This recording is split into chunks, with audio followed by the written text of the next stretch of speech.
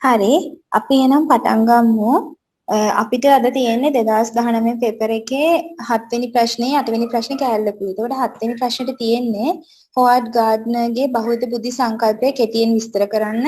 පාසල් තුළ විෂය සමගාමී ක්‍රියාකාරකම් වල නිරත වන සිසුන්ගේ බහුවිධ බුද්ධිය සංවර්ධනය වන්නේ කෙසේදයි උදාහරණ සහිතව පැහැදිලි කරන්න කියන ප්‍රශ්න දෙක. මුලම ප්‍රශ්නේ බැලුවොත් එහෙම හොවර්ඩ් ගාඩ්නර්ගේ බහුවිධ බුද්ධි සංකල්පය කෙටියෙන් විස්තර කරන්න. කවුරු හරි ලියපු උත්තරයක් තියෙනවද කොහොමද?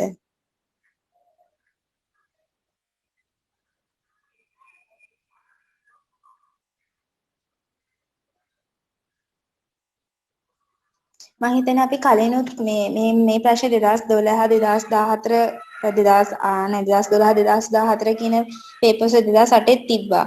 අපි කතා කරා එතකොටත් කතා කරා 1948 හොවර්ඩ් ගාඩ්නර් විසින් බහුවිධ බුද්ධි න්‍යාය ඉදිරිපත් කරලා තියෙනවා. ඒකේ බුද්ධිමය හැකියා 8ක් සහ අලුතෙන් එකතු වෙච්ච එකක් ගැන තමයි අපි කතා කරේ. කාට හරි මේ ලියපු කෙනෙක් ඉන්නවා නම් උත්තරේ පැහැදිලි කරන්න පුළුවන්.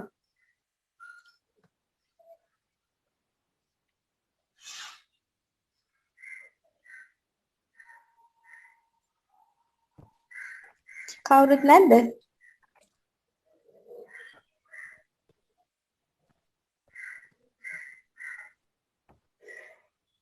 හැමෝම ඉතින් අපි කතා කරමු දැන් මේක ඩිස්කෂන් එකක් නේ. ඉතින් ඔයාලා දීපු උත්තර මොනවා හරි තියෙනවා නම් සාකච්ඡා කරන්න පුළුවන්. කවුරුත් අදහසක් නැද්ද?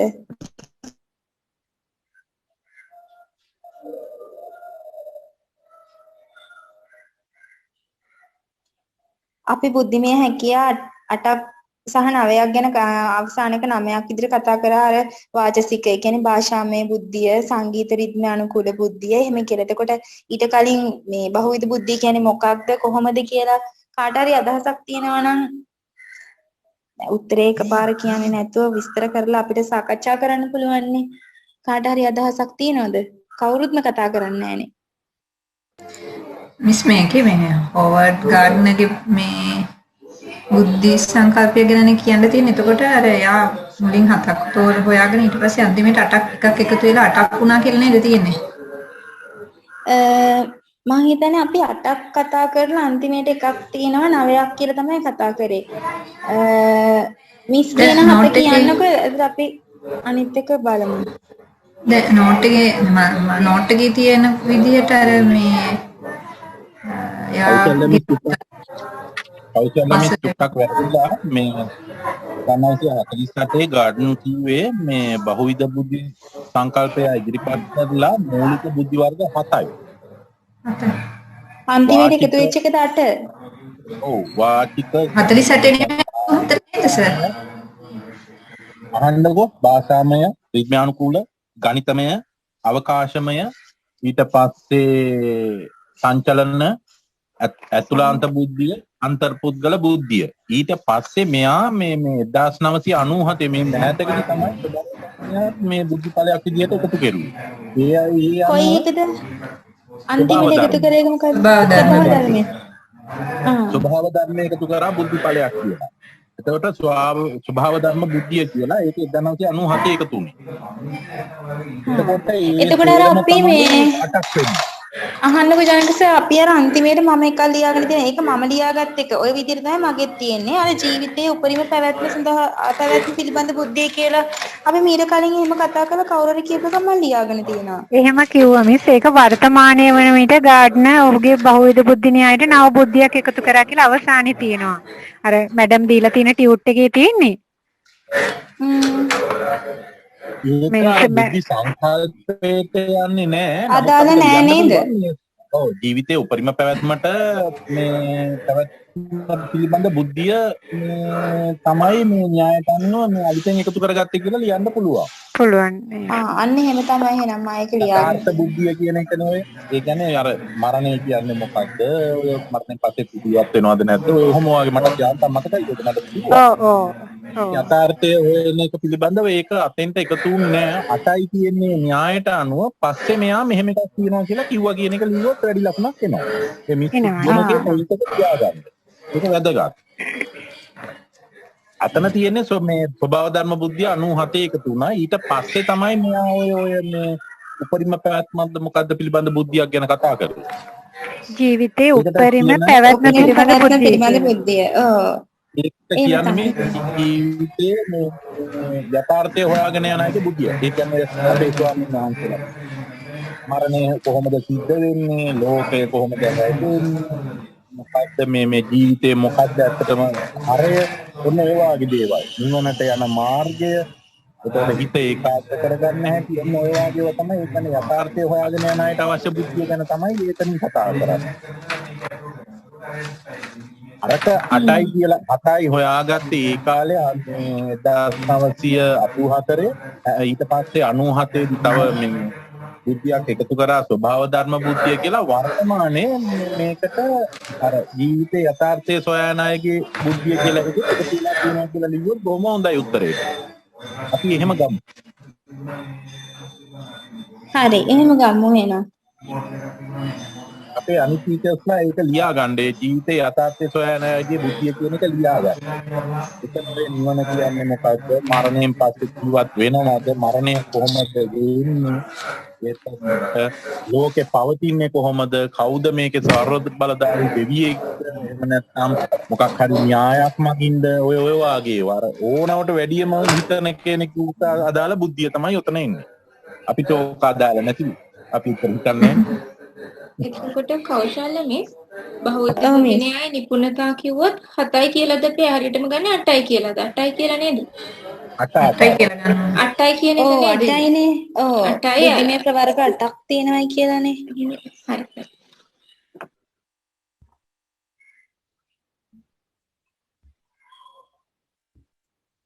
ඒකේ තව මේ විස්තර කරන්න කියන්නේ තව මොන හරි විස්තර එකතු කරන්න තියෙනවා නම් එකතු කරන්න පුළුවන්. අපි ඉතාමත් කෙටියෙන් කතා කරේ මේ එක එක ගැන වෙනම කතා කරේ නෑ. මෙතන කියලා තියෙන්නේ බහුවිධ බුද්ධි සංකල්පයේ කෙටියෙන් විස්තර කරනකම මේවත් පොඩ විස්තර කරන්න වෙයි. භාෂාවේ බුද්ධිය මෙන්න මෙහෙම ක්ෂේත්‍ර 8ක් තියෙනවා. මේකෙන් කියවෙන්නේ මේකයි කියන එක චුට්ටක් කියන්න වෙනවා. විස්තර කරන්න වෙයි. පොඩ විස්තර කරමුද බලන්න.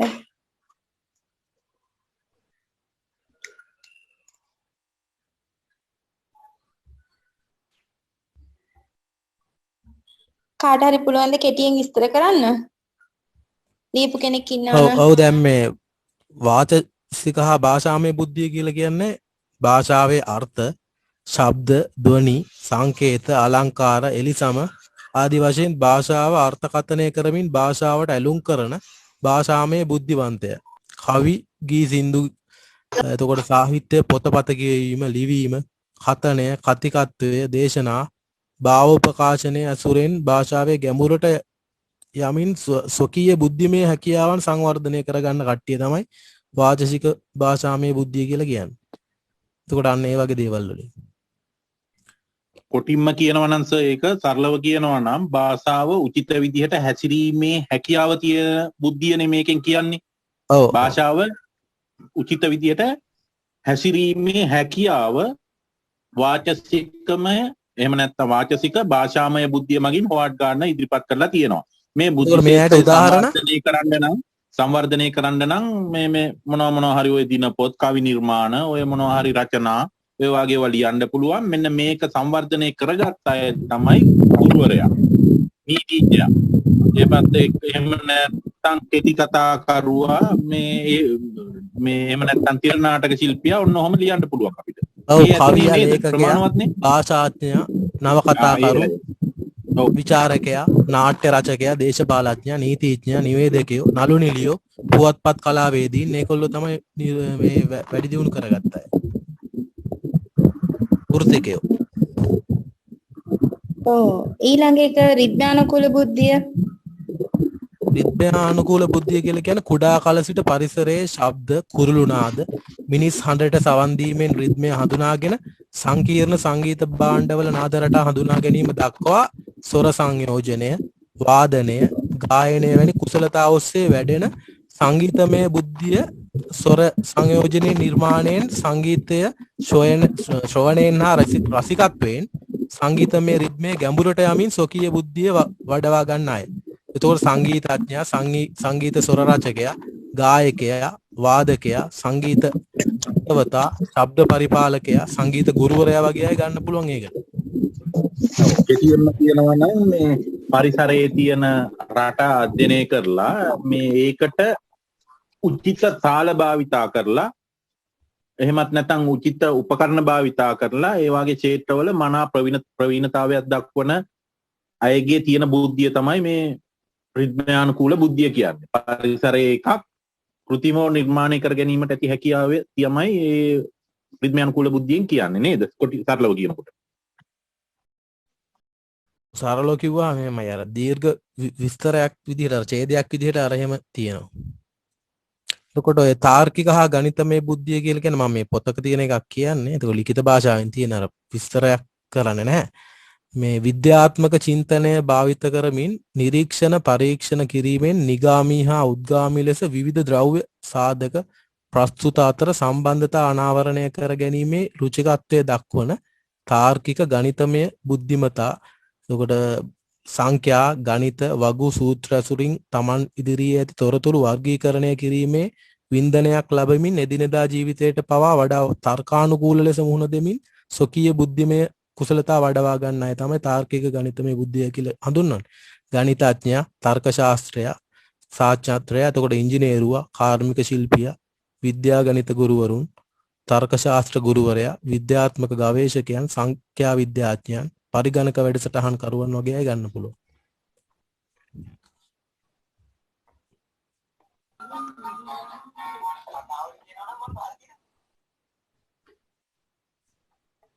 ගණිත කර්මවල නියැලිලා එහෙමත් නැත්නම් තාර්කික කටයුතු වල නියැලිලා ඇති කරගත්ත බුද්ධිය තාර්කික බුද්ධිය කියලා කියනවා. එතකොට අපේ කියුව විදිහට ඒක අපිට ගන්න පුළුවන් ඉංජිනේරුවෝ පරිගණක වැඩසටහන් එහෙම නැත්නම් software engineersලා මේ මෘදුකාංග නිපදවන්නන් ගන්න මේ අපේ ගුරුවරු ගණිත විද්‍යාව ලොජික් උගන්නන සංඛ්‍යා විද්‍යාඥයෝ ඒ වගේ අය ගන්න පුළුවන්. හරි. ඔව් එතකොට දුෂ්ට අවකාශමය බුද්ධිය කියලා කියන්නේ දුෂ්ට අවකාශමය ලෝකයේ නිර්වද්‍ය ලෙස ප්‍රජානනය කරමින් වර්ණ රේඛා හැඩතල මතුපිට පෘෂ්ඨය හා අවකාශමය සම්බන්ධතා හඳුනා ගනිමින් මානසික දුෂ්ටමය පරිකල්පනය දියුණු කරගන්නා දුෂ්ට අවකාශමය බුද්ධිමතා. වගු පස්තාර සැලසුම් රූප සටහන් අදහස් රූපගත කිරීම සිතියම් කරණය ආදී මගින් ඒවා ප්‍රකාශයට පත් කරමින් නිර්මාණශීලීව හා රූපමය පරිකල්පනය මගින් ස්වකීය බුද්ධිය වඩවා ගන්න අය. ගෘහ නිර්මාණ ශිල්පියා, චිත්‍ර ශිල්පියා, මූර්ති ශිල්පියා, කැමරා ශිල්පියා, චිත්‍රපට නාට්‍ය අධ්‍යක්ෂක අන්න ඒ වගේ අය ගන්න පුළුවන්. තව ගොඩක් අය ඉන්නවා. අර මම හැමදාම මේකට ගන්න උදාහරණය තමයි අපි ඉඩමට එක්කන් එනවා ගෘහ නිර්මාණ ශිල්පියා මේ කවුද අපේ ග්‍රාෆ්මන් එයාට කියලා අපිට මෙන්න මේ විදිහට මෙතන මෙහෙමයි මේ විදිහට ගයක් ඕන. එයා ලස්සනට කොලයක ඇඳලා දෙනවා. ඔන්න ඔය බුද්ධිය තියෙන කෙනෙක්. ඊට අමතරව අපේ සර් කිව්වට අමතරව මම කියන්නම් මේ ශල්‍ය වෛද්‍යවරයාට අනිවාර්යයෙන්ම මේ බුද්ධිය තියෙන්න ඕන ඔපරේෂන් එකක් කරන්න. මේ දුෂ්‍යාවකාශ බුද්ධිය අනිවාර්යෙන් තියෙන්න ඕන. ඒත් එක්කම ලේසර් තාක්ෂණයෙන් ලස්සන කළු ගලට පණ දෙන බුදු පිළිමයක් නෙලන්න ලේසර් තාක්ෂණයෙන් හරි කටුවකින් හරි ඒ වාගේ නිර්මාණයක් කරන කෙනෙකුට අනිවාර්යයෙන්ම මේ බුද්ධිය අවශ්‍ය වෙනවා. ඒත් එක්කම අපේ වඩු බාසුන්න හැටත් මේක ඕනනේ. දෘශ්‍යාවකාශ බුද්ධිය ඕනනේ. මොකක් හරි ලී කැල් ටිකක් ගිහින් දුන්නාම ඒක එකතු කරලා ලස්සන පුටුවක් මේසයක් හදන්න නම්. ඒ අයටත් ඒ දෘශ්‍යාවකාශ මේ බුද්ධිය අවශ්‍ය වෙනවා. හරි අපේ සර්. ඔව් දැන් අනිත් ඒවත් කියන්න ඕනද? අනිත් එක තමයි කායික හා සංචලනමය බුද්ධිය කියලා තියෙනවා. ඒකේ යටතේ තියෙන විස්තරයක් ස්වකීය ශරීරය අවශ්‍ය පරිදි චලනය කිරීමෙන් එය විවිධාකාරයෙන් නම්‍යශීලීව හසුරුවා ගැනීමෙන් මුහුණ අත්පා ඇඟිලි ආදී සිරුරේ කොටස් මගින් භාව ප්‍රකාශනය පිණිස ශරීරයේ භාෂාවක් ලෙස යොදා ගනිමින් ක්‍රියාවේ යෙදෙන ශාරීරික චලනමය බුද්ධිමතා. දෑතේ දෙපයේ හසුරු කුසලතා කාර්යක්ෂමව හා නිර්මාණාත්මක ලෙස ඵලදායී වර්ධනය කර ගනිමින් විවිධ ක්‍රීඩා නිෂ්පාදන කර්මාන්ත ආදී නිර්මාණාත්මක කාර්යයන්හි මෙන්ම සියුම් හසුරු කුසලතාවලද යෙදෙමින් මෙම බුද්ධිමය හැකියාව වර්ධනය කර ගන්න කට්ටිය. උදාහරණ නර්තන ශිල්පීන්, නළු නිලියන්, අභිරූපණ ශිල්පීන්, පුහුණුකරුවන්, මලල ක්‍රීඩකීන්, ක්‍රිකට් පාපන්දු අත්පන්දු වගේ ක්‍රීඩකින් ගන්න පුළුවන්. කොටින්ම කියනවා නම් ශරීරාංග භාවිතා කරලා මොකක් හරි භාව ප්‍රකාශනයක්. නැටුමක් වෙන්න පුළුවන්, අභිරූපන රංගනයක් වෙන්න පුළුවන්. එහෙම නැත්නම් කතා කරන්න බැරි කෙනෙකුට යමක් තේරෙන විදිහට යමක් කියලා දීම වෙන්න පුළුවන්. මෙන්න මේ වාගේ භාවාත්මක ප්‍රකාශනයක් ඉදිරිපත් කරන එක ශරීරාංගයක් මගින් මේ බුද්ධියේ ප්‍රකාශ වෙනවා. ශරීරාංග එකට එකතු කර ගැනීමේ බුද්ධිය කියන එක තමයි මේකට කෙටියෙන්ම කියන්න තියෙන්නේ. එතකොට අපේ සර් කිව්වා මේ රියදුරෙකුටත් මේක ඉතා අවශ්‍යයි. ඇස් කන් අත් කකුල් බාහුව මේ සේරම අවශ්‍ය වෙනවා එයාට මේ වාහනේ පදවගෙන යන්න. එතකොට රියදුරා වාගේ කෙනෙක් ගුරුවරයාටත් එහෙම අපි පන්තියට ගියාම නටලා පෙන්වන්නත් වෙනවා. මේ කියෝලා පෙන්වන්නත් වෙනවා, ගායනා කරලා පෙන්වන්නත් වෙනවා, ගහලා පෙන්වන්නත් වෙනවා, සමහර වෙලාවට බැනලා පෙන්වන්නත් වෙනවා. ඕවා තමයි. ඉතින් ගුරුවරයාත් ඕකට අදාළයි. හරි අපේ සර්. ඊළඟ එක අන්තර් පුද්ගල බුද්ධිය. තමන් පිළිබඳ සංවේදීව සිට දියුණු කළ අධ්‍යාත්මිකත්වයක සහිතව තම ශක්තියින් දුර්වලකම් නිර්මාණශීලී හැකියාවන් හා ආත්ම විශ්වාසයකින් යුතු තමන් විසින් තමාවම යථාර්ථයෙන් යුතු අවබෝධ කරගත් පුද්ගලයෙකු වන අතුලාන්ත බුද්ධිමතා නිදහස් ජීවිතය ස්වාධීනත්වය අගයන තමන්ගේම මතවාදයක් සහිත ප්‍රඥාව ලබා ගනිමින් ස්වකීය බුද්ධිය වර්ධනය කරගන්නයි. දාර්ශනිකයන්, චින්තකයන්, මනෝවිද්‍යාඥයන්, ආගමික පූජකවරුන්, මනෝජීවිත ගත කරන්න ඒ අගේ අය. සිටියෙන්ම කියනවා නම් අන්තර්පුද්ගල බුද්ධිය කියන්නේ මිනිසුන් සමග ජීවත් වීමේ හැකියාවට අදාළ බුද්ධියට තමයි කියන්නේ. අනිත් පැත්තත් එක්ක ඉන්කෝපරේට් වෙලා ජීවත් වෙන සමාජ ජීවත් වීමේ හැකියාව තමයි අන්තර්පුද්ගල බුද්ධියෙන් කියන්නේ. මේක දරුවන් තුල ඇති කරන්න නම් එක එක ව්‍යාපෘති දෙන්න පුළුවන් කියලා අපි කිව්වා. එතකොට මේක අර අපි සර් කිව්වා වාගේ දේශපාලඥයෝ එහෙම නැත්නම් මනෝපදේශකවරු, ගුරුවරු, සමාජ සේවකයෝ, මානව විද්‍යාඥයෝ මේක ප්‍රගුණ කරපු අය. හරි අපේ සර්. කලින් එකක් කරන පුද්ගල ඇතුළාන්ත බුද්ධියනේ. ඔව් ඊළඟ එක තමයි පුද්ගල ඇතුළාන්ත බුද්ධිය. අපි දැන් කතා කළේ අන්තර්පුද්ගල බුද්ධිය. හරි. ඔව් පුද්ගල ඇතුළාන්ත බුද්ධිය කියලා එක විස්තර කරලා තියෙන සමාජයේ අන්‍ය මිනිසුන් ගැන සහානුභූතියකින් යුක්තව අනුන්ගේ ප්‍රශ්න හැඟීම් අරමුණු අභිලාෂ ගැටලු තේරුම් ගැනීමට සමත් සමාජ කේන්ද්‍රීය ගත ස්වභාවයේ සංවේදී චරිතයක් වන අන්තර්පුද්ගල බුද්ධිමතා සමාජ සේවය ප්‍රජා සංවර්ධනය පොදු පරමාර්ථයේ ක්‍රියාකාරකම් වල නියැලෙමින් ඒවායේ ප්‍රතිඵල මත වින්දනය ලැබමින් සම්පිලා නේද? ඒ දෙක පැහැදිලා නේද? පැටින් චුට්ටක් ගන්න. පැටින්කෝ. කියන්නේ නැහැ. මොන දෙකද පැහැදිලා තියෙන අන්තර්පුද්ගල බුද්ධියයි පුද්ගල ඇතුළාන්ත බුද්ධියයිද? ඔව් සර්. ඒක මාරු වෙලා වගේ. ඔව් ඔව්. පුද්ගල ඇතුළාන්ත කියන්නේ තමන් ගැන හරියට දැනගෙන කටයුතු කිරීමේ හැකියාවේ තියෙන බුද්ධියට තමයි පුද්ගල ඇතුළාන්ත බුද්ධිය කියන්නේ. ඔව්. නිශ්චිත වත්ම ගන්න පුළුවන්, අන්තරාලෝකනය කරන්න පුළුවන්, තමන්ගේ ආත්ම විශ්වාසය තියෙනවා. එතකොට ස්වාධීන මත දැරීමේ හැකියාව ඔහුට තියෙනවා. ඔන්න ඔය වාගේ. ඒක තමයි තමන් තුළ තියෙන ශක්තිය. අන්තර්පුද්ගල කියන්නේ සමාජයත් එක්ක මුසු වෙනකොට ඒ තියෙන කලින් එක එන්න ඕන මේ ඇතුළාන්ත බුද්ධියට. දැන් ඒක අන්තර්පුද්ගල බුද්ධියට ඒක මාරුණා. හරි. ඔව් ඒක මාරුණා. හරි. එතකොට අපි දැන් කතා කරපු මේ එකට උදාහරණ තමයි මානව විද්‍යාඥයා, ජනනායකයන්, උපදේශකයන්, ගුරුවරුන්, සමාජ සේවකයන්, දේශපාලඥයන්. එතකොට ඒක එන්න ඕන අන්තර්පුද්ගල බුද්ධියකට. ඒකට නේ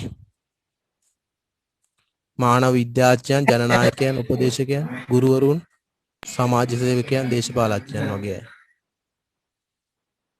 ඔව් ඊට පස්සේ අන්තිම එක ස්වභාව ධර්ම බුද්ධිය.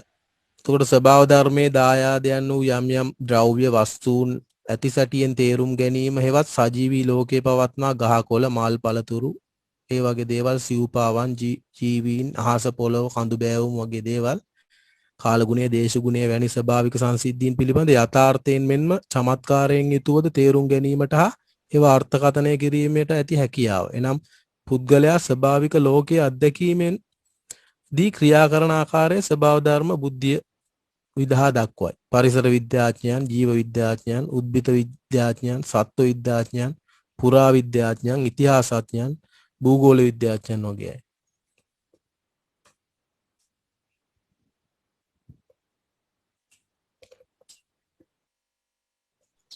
තව ඒකට එකතු කරන්න තියෙනවද? ඔව් ඒ කියන්නේ කෙටියෙන්ම කියනවා නම් ස්වභාව ධර්මයේ පිළිබඳ ඇති අවදි බව තමයි මේ ස්වභාව ධර්ම බුද්ධියෙන් කියන්නේ. සර් කිව්වා වගේ ස්වභාවික ලෝකයේ අත්දැකීමෙන් ජීවත් වන හැටි කියා දෙන බුද්ධිය තමයි ස්වභාව ධර්ම බුද්ධිය. මේ එතකොට ඔය ගෙවතු නිර්මාණ ශිල්පියෝ, ජීව විද්‍යාඥයෝ, භෞතික, සත්ව, භූගෝල ඔය ගුරුවරු ඕන කෙනෙක් ඔතෙන්ට දාන්න පුළුවන්. මේ කාලගුණ විද්‍යාඥයෝත් ගන්න පුළුවන්. ඊට අමතරව අර මේ බහුවිධ බුද්ධි න්‍යායයට අර අලුතෙන් එකතු කරා කියලා අපේ ටීචර්ස්ලා කියන ජීවිතයේ යථාර්ථවාදී සොයා යන අයගේ බුද්ධිය ඒකත් මේකේ තුල තියෙනවා කියන එක ලියලා තියාගන්න. අර මේ මරණයෙන් පස්සේ මොකද වෙන්නේ, නිර්වාණයක් තියනවද, ලෝකේ කොහොමද හැදිලා තියෙන්නේ, කොහොමද පැවතීගෙන යන්නේ, අන්න ඒ වගේ ඒවා තමයි එතනින් කතා කරන්නේ. ඒකත් චුට්ටක් අවබෝධ කරගන්න මේකත් ලියන්න. මේකෙදි තව දෙයක් කිව්ව මැඩම් වැඩි අවධානයක් යොමු කර මට මතකයි මේ බුද්ධිය දරුවන්ට උද්දීපනය වෙන ආකාරයට උගන්වන්නේ කොහොමද කියලා. අපේ ජනක සර්ට ඒක පුළුවන් හොඳට කියන්න. මේ හර බුද්ධි න්‍යායයන් ටිකට ඒ දරුවන්ගේ හැකියාවන් එළියට එන විදිහට උගන්වීම පිළිබඳව වැඩි අවධානයක් යොමු කරන්න කියන එක මට මතකයි කිව්වා උගන්වන වෙලාවේ.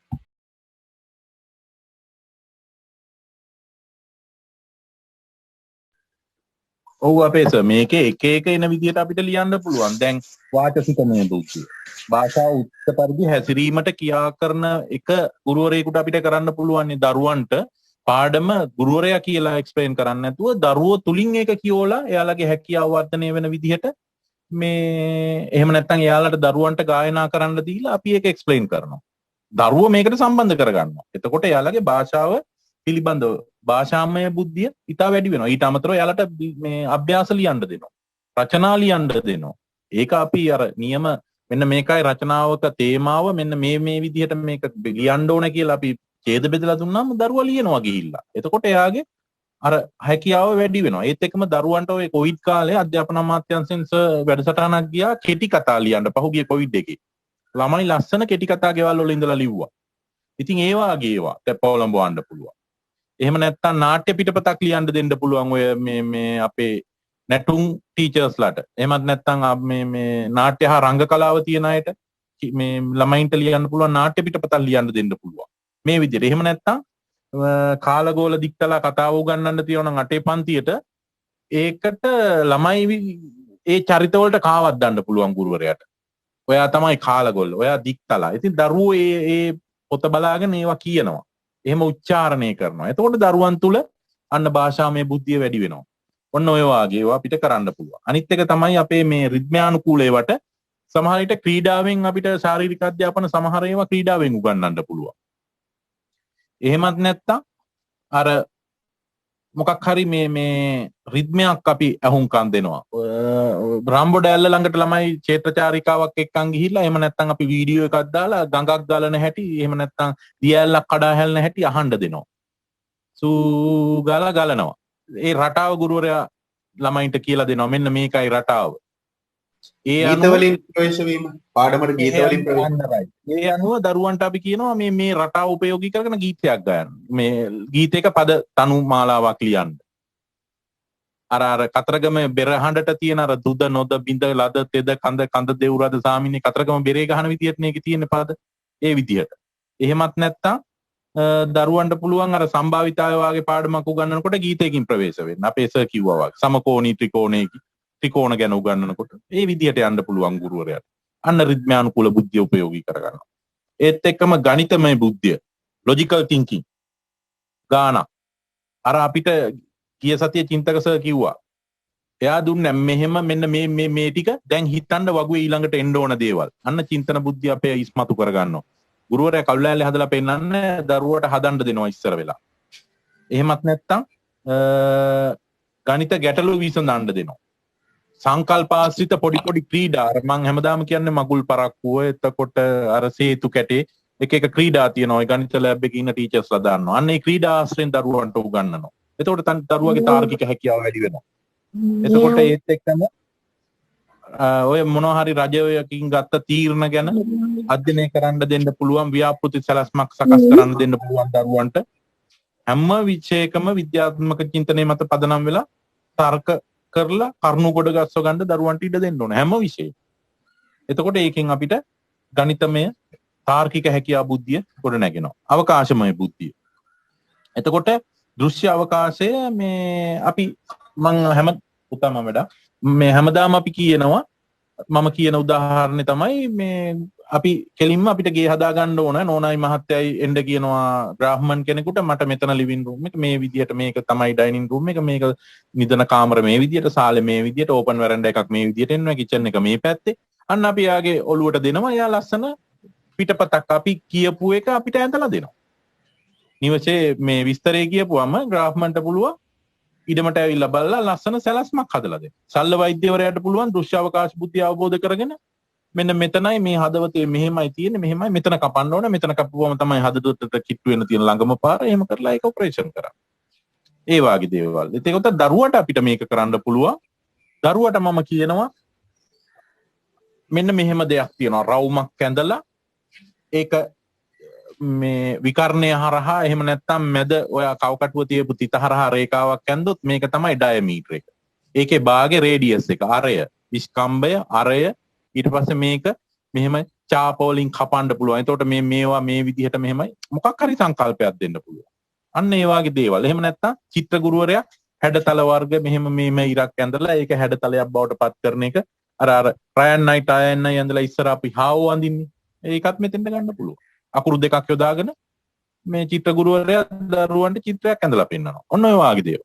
ඊට පස්සේ සංචලන බුද්ධිය. ශරීරයේ තියෙන ඒවා අර නැටුම් වලක තියෙන අභිරූපණ රංගන. කතා කරන්න බැරි කෙනෙකුට මම රංගපාලා පෙන්නනවා. අන්න එයා තේරුම් ගන්නවා. එහෙම නැත්තම් නැටුමෙන් භාව ප්‍රකාශනය මට කේන්ති ගියා කියලා මගේ මූණෙන් පේනවා. දරුවගේ මූණෙන් පේනවා. අන්න ඒ වාගේ ඉස්මතු වෙන්නේ. මේ එතකොට දරුවන්ට අපිට එහෙම කායික සංචලනමය හැකියාව උපයෝගී කරගෙන යමක් අපිට උගන්වන්න පුළුවන්. ඒත් එක්කම පුද්ගල ඇතුළාන්ත බුද්ධිය. Taman ගැන හරියට දැනගන්න ඉගෙන ගන්න. මේක ඇති කරන්න දරුවන්ට අපිට ස්වයං තක්සේරුව දෙන්න පුළුවන්. SWOT analysis. එතකොට මේ අපිට දරුවා වරද්ද ගන්න දීලා ඒකෙන් තමා වඳුන ගන්න ඉඩ දෙන්න පුළුවන්. දරුවට කියනවා රයිට් ඔයා කරන්න. දරුවට වැරදෙනවා. වැරදුනන් පස්සේ අපි පුතේ ඔයාට වැරදුනේ මෙතනයි මෙතන ඉඳන් අපි මෙහෙම යන් අන්න පුද්ගල ඇතුළාන්ත බුද්ධිය දරුවගේ අවදි කරගෙන අපි ඉදිරියට එක්කන් යනවා දරුවා. එතකොට ඊට පස්සේ අන්තර්පුද්ගල බුද්ධිය මිනිසුන් සමග පන්ති කාමරයකට ජීවත් වෙනකොට කොහොමද ජීවත් වෙන්න ඕන කොහොමද දැනුම හුවමාරු කරගන්න ඕන එක ව්‍යාපෘති දෙනවා දරුවෝ එකතු කරලා දැන් උසස් පෙළට මම හිතන්නේ අධ්‍යාපන අමාත්‍යාංශයෙන් ඒ දවස්වල ක්‍රියාත්මක කරේ මෙන්න මේ පුද්ගල අන්තර්පුද්ගල බුද්ධිය වැඩි දියුණු කරන්න. සමාජයත් එක්ක දරුවෝ ගැටෙනවා. එතකොට ගිහිල්ලා සමාජයත් එක්ක කටයුතු කරනකොට මේ ඉස්කෝලේ 13 වසරේ ළමයි මෙයාලගේ හොඳ ආකල්ප තියෙනවානේ. සමාජය පිළිගන්නවා පුංචි මහත්තුරු කියලා. අන්න ඒක ඇති කරන්න තමයි සමාජයේ පරිසරය එකත් එක්ක සමාජයත් එක්ක ගැටෙන්න ඕන හින්දා තමයි මේ දරුවන්ට ඒ ව්‍යාපෘති දුන්නේ. එහෙම නැත්නම් සමාජයත් එක්ක ගැටලා කටයුතු කරන ක්‍රීඩා දෙන්න පුළුවන්. දැන් අපේ ඉස්කෝලේ ක්‍රීඩා කණ්ඩායම අපි යනවා පරිච්ඡේද කණ්ඩායම. ඊළඟට යනවා කලාප කොට්ටාස පරිච්ඡේද නැහැ මම හිතන්නේ කොට්ටාස කලාප. ඊට පස්සේ මුළු ලංකාවේම ඉස්කෝලත් එක්ක එකතු කරනවා. අර බලන්නකෝ එතන අන්තර් සම්බන්ධතාවය කොට නැගෙන හැටි. බාලද දක්ෂ කන්දවුරු යනවා. ඔය කට්ටිය බෑන්ඩ් කණ්ඩායම් අරගෙන යනවා. තව ඔය කැම්ප් යනවා කියලා යනවා. එක සහයෝගී ගෙනුම් ක්‍රම. අන්තිකාමරෙත් මේ සහයෝගයෙන් ගෑනු පිරිමි එකට මික්ස් කරලා ඔය ගෲප් එක ඔයාලා ඔහම ඔය කරුණු හොයන්න ඕන. ඔයා මේ කරුණු ගැන හොයන්න ඕන. වැස්ස කොහොමද ඇති වෙන්නේ කියලා ඔයාලා හොයන්න ඕන. වැස්ස ඇති වෙන්න බලපාන සාධක මොනවද කියලා ඔයාලා හොයන්න ඕන. ඔයා ජල චක්‍රය අඳින්න ඕන ඔයාලා. එහෙම වැඩ බෙදලා දෙන්න පුළුවන්. දරුවෝ තුල සහයෝගී ගෙනුමක් ඇති වෙනවා. ඒකෙන් වැඩි වෙනවා අන්තර්පුද්ගල සම්බන්ධතාවය. ඊට පස්සේ ස්වභාව ධර්ම බුද්ධිය. ඒක නම් දරුවට ඉගෙනගත්ත දේ පාවිච්චි කරලා තමන්ගේ ගෙදරට සමාජයට පරිසරයට මේ සියලු දේට ආදරය කරන නිහතමානී පුද්ගලයෙක් බිහි කිරීම තමයි මෙතනින් කරන්නේ. ස්වභාව ධර්ම බුද්ධිය ඇත්තටම පරිසරයක්. බල්ලෙක් දැක්කහම බල්ලට පයින් ගහගෙන එන්නේ නැහැ. සමහර වෙලාවට ළමයි තමන් කන්න නැතුව බත් පෙට්ටියෙන් ඉතුරු කොටසක් අරන් ගිහිල්ලා ඒ අහිංසක සතෙකුට කොළ කෑල්ලක කන්න දෙනවා. ඒ ස්වභාව ධර්මයේ ඉන්න සත්තු ජීවින්ට සලකන එක. සමහර විට මේ සමහර දරුවෝ මේ පැලයකට වතුර දානවා ගිහිල්ලා මැල වෙලා තියෙන පැලයකට වතුර දානවා. ස්වභාව ධර්මයට ආදරය කරන කෙනෙක්. ස්වභාව ධර්මයේ දැක්කහම ඒ ගැන රිදෙන කෙනෙක් වෙන්න ඕන. එහෙනම් ඒ වගේ කෙනෙක් මේ ස්වභාව ධර්ම බුද්ධිය දරුවන්ට කියලා දෙනවා. ස්වභාව ධර්මයත් එක්ක දරුවෝ අපිට පොඩි වෙලාවකට පන්ති කාමරෙන් එළියට ගිහිල්ලා මම එක දවසක් උදාහරණයකට කරා මේ ළමයි කෙනකොට මේ ලස්සනට මං කුෂිකර්ම එකක ගහලා තිබුණා මල් පැල ටිකක් මේවයි කොළ කඩාගෙන. මම නිකන් බැලුවා එක ළමයෙක් එක කොළයක්. ගෑනු ළමයි 7 දෙනෙක් ආව 7 දෙනාම කොළ 7ක් කැඩුවා. එදා මං එක්කන් ගියේ මං පාඩම කරේ නෑ. එහා පැත්තට ලස්සනට වැව තියෙනවා. වැව අයිනේ කුබුක් ගස් විතරෝලා තියෙනවා. මං එතෙන්ට එක්කන් ගිහිල්ලා පිට්ටනිය හරහා යනකොට කිව්වා මෙන්න බලන්න ඔයාලට දැනෙන විදිය එකට විතර පිට්ටනිය හරහා එක්කන් ඉන්නකොට හොඳේ ගන්නවා. ඊට පස්සේ කුබුක් ගහ ළඟට එක්කන් ගියා. මේ බලන්නකො මේ ලෝකේ සියලු දෙනාම ප්‍රාශ්වාස කරන කාබන් ඩයොක්සයිඩ් විස වායු එයා උරාගෙන බලන්න අපිට ඔක්සිජන් පිට කරනවා. බලන්නකො ගහ ළඟ සිසිල. එහෙව් ගහකට තමයි මෙහෙම කොළ 7ක් කඩාගෙන ආවේ කිව්වහම දරුවෝ ජීවිතේට ආය කරන්නේ නැහැ කිව්වා. අන්න දරුවන්ගේ ස්වභාව ධර්ම බුද්ධිය එතන අපිට පරිසරයට එක්කන් ගිහිල්ලා ඒක දෙන්න පුළුවන්. ඉතින් ඒ වාගේ නොයෙක් ක්‍රම අපිට උපයෝගී කරගන්න පුළුවන් මේ දරුවෝ තුළ මේ බුද්ධිය ඇති කරා. මේ මීට අමතරව මේ අපිට වැදගත් වෙනවා මේ බහුවිධ බුද්ධි සංකල්පය ගත්තාම how to apply the multiple intelligence in the classroom. කොහොමද අපි මේ බහුවිධ බුද්ධිය පන්ති කාමරේ යොදා ගන්න? ඒත් එක්කම මේ පාසල් විශේෂ සමගාමී ක්‍රියාකාරකම් එක්ක දරුවෙකුට ලැබෙන බහුවිධ බුද්ධි ක්ෂේත්‍ර මොනවද? විශේෂ සමගාමී ඒවා. ඔය කැම්ප් යන ඒවා නැටුම් මේවා සම්බන්ධ බෑන්ඩ් කණ්ඩායමේ ඉන්න අයට කොහොමද එහෙම එන්නේ කියලා. එහෙමත් නැත්නම් මගේ ගුරු ක්ෂේත්‍රය තුළ මම කුෂිකර්ම ගුරුවරයා නම් මගේ පාඩමට අදාළව කොහොමද දරුවෝ තුළ බහුවිධ බුද්ධිය ගොඩ නැගෙන්නේ?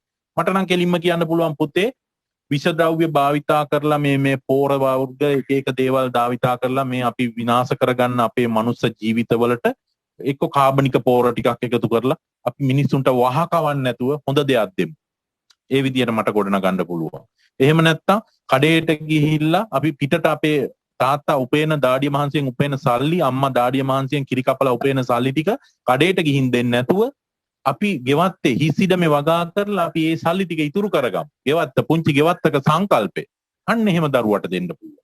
මගේ විෂය අනුව ඒකයි. ගණිත සර් කෙනෙකුගේ තව විෂය තව වෙනස් වෙන්න පුළුවන්. නැටුම් මිස්ගේ වෙනස් වෙන්න පුළුවන්. අපේ ස්වාමින් වහන්සේලාගේ තව වෙනස් වෙන්න පුළුවන්. බෞද්ධ අධ්‍යාපනයේ තුලින් දරුවා යහමගට ගන්න පුළුවන්. මේක තමයි කරන්න පුළුවන්. බණ කතාවක් කියලා පවට බය කරලා දරුවෝ නියම මාර්ගය යවනවා. ඒකත් මේ ගාඩ්නර්ගේ බහුවිධ බුද්ධියට අදාළව එකක්. ඉතින් කොහොමද අපි දරුවන්ගේ බහුවිධ බුද්ධිය සංවර්ධනය කරන්න කියන තොරතුරු ටික අපි ළඟ තියෙනවා නම් එච්චරයි අපිට කරන්න තියෙන්නේ. මම හිතනවා මේ කෞචිමිස් ප්‍රමාණවත් කියලා. ඔව් මම හිතන්නේ හොඳ ගොඩාක් කරුණු ටිකක් කියුණා.